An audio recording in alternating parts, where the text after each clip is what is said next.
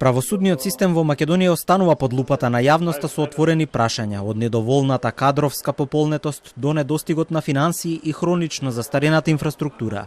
Новите изјави од институциите и политичките чинители ги обновија дилемите, како да се обезбеди функционален, независен и ефикасен систем.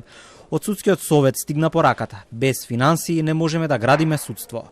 Премиерот останува цврсто на ставот дека не гледа причина за зголемување на платите на судиите и според него 0,3% од БДП е доволно за судството. Председателот на Судски Камбовски вели дека реформите на системот подразбираат цел пакет законски усогласувања и платите не се единствената точка. Платите на судиите е еден минимален дел од тој пакет на реформи кој што нашата држава се согласила да го направи. Не се согласиле судиите или не го барале судиите. Значи, по европскиот пат кој што ние го одиме, европските реформи кои што треба ние да ги превземаме, вклучува измени на еден куп закони. Тука беше законот за судски совет, законот за јавно обвинителство, кривичниот законник, законот за Академијата за суди и јавни обвинители. Значи, во ниеден од овие закони воопшто не станува збор за примањата на судиите, за платите на судиите. Камбовски вели прво да се утврди реалната состојба и да се види со што се располага во моментов, за да се каже дали е доволно да се одвои 0,3% од БДП за судството, што е под законскиот минимум.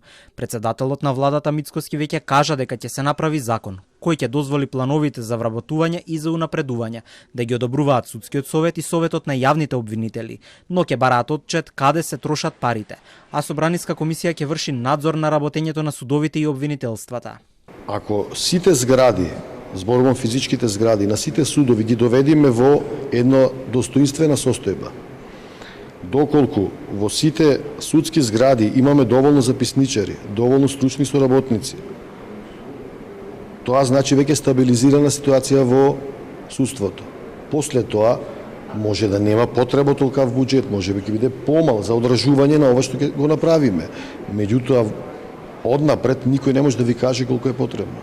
Меѓутоа, ако сакаме да градиме судство, без финансии тоа едноставно не е можно.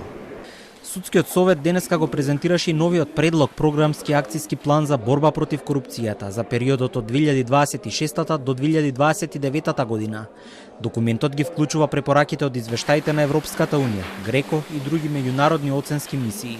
Овој план и програма треба да бидат усвоени на седница на Судскиот совет.